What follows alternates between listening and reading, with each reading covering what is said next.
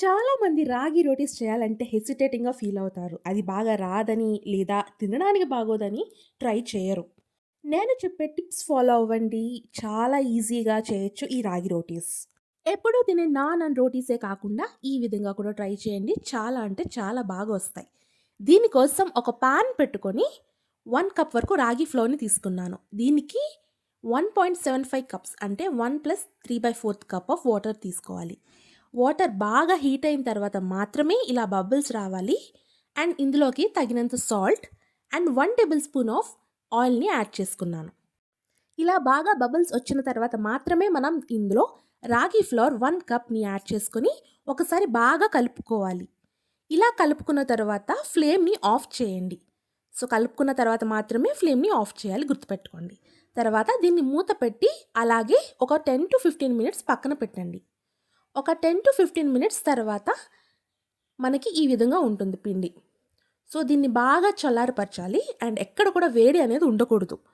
So, ఈ విధంగా బాల్‌లా చేసుకోవాలి. నార్మల్ మనం చపాతీ పిండికి ఎలా అయితే చేసుకుంటామో ఆ విధంగా కలుపుకోవాలి. సో, ఈ విధంగా ఉంటుంది. నార్మల్‌గా మనం చపాతీ ఎలా అయితే ఒత్తుకుంటామో అలాగే పొడి పిండి వేసి ఈ విధంగా చపాతీలా ఒత్తుకోవాలి. రాగి పిండి కొంచెం జెంటిల్‌గా ఉండడం వల్ల మనం దీన్ని ఎక్కువ ప్రెషర్ పెట్టి ఒత్తాల్సిన అవసరం లేదు. చాలా లైట్‌గా మనం రోల్ చేసుకోవాలి. సో, గుర్తుపెట్టుకోండి పొడిపిండి చల్లకపోయినా లేదా పిండి సరిగ్గా కలపకపోయినా విరిగిపోతాయి. సో, ఎక్కువ పొడిపిండి వేసుకుంటూ ఈ విధంగా చపాతీలు ఒత్తుకోవాలి. నేనైతే ఆయిల్ ఏమి వాడకుండా దీన్ని ఫ్రై చేసుకున్నాను. సో, మీరు కూడా ఆప్షనల్ ఆయిల్ కావాలంటే దీన్ని ఆయిల్ వేసి మీరు నార్మల్ చపాతీలు ఎలా అయితే కాల్చుకుంటారో అలా కాల్చుకోండి. అండ్ నేను అయితే నార్మల్ పుల్కా టైప్‌లో చేశాను. సో, చపాతీ కర్రతో చేసినప్పుడు విరిగిపోతే ఈ విధంగా హ్యాండ్‌తో ట్రై చేయండి. ఇది కొంచెం కష్టం. బట్ కొంచెం ట్రై చేస్తే అది సక్సెస్ అవుతుంది. సో, ఈ విధంగా పాన్ బాగా హీట్ అయిన తర్వాత మాత్రమే మనం దీన్ని పెనం మీద వేసుకోవాలి. లేకపోతే విరిగిపోతాయి. సో, ఈ విధంగా ఒక క్లాత్‌తో ఇలా నొక్కుతూ ఉంటే మనకి పుల్కాల్లాగా అది పొంగుతాయన్నమాట. సో, ఇక్కడ దీని ప్లేస్‌లో మీరు ఆయిల్ అయినా యూజ్ చేయొచ్చు లేదా వాటర్ అయినా అప్లై చేయొచ్చు. మనం జొన్న రొట్టెలకి ఎలా అయితే ఫ్రై చేస్తామో సేమ్ అదే విధంగా మనం ఈ రాగి రొట్టెని కూడా అలాగే చేయాలి. సో, చూసారు కదా! నేను ఒక క్లాత్‌తో పెట్టి ఇలా అనడం వల్ల ఎంత ఫ్లఫీగా వస్తుందో. సో, మీరు కూడా ట్రై చేయండి. ఇది పక్కా కొలతలు.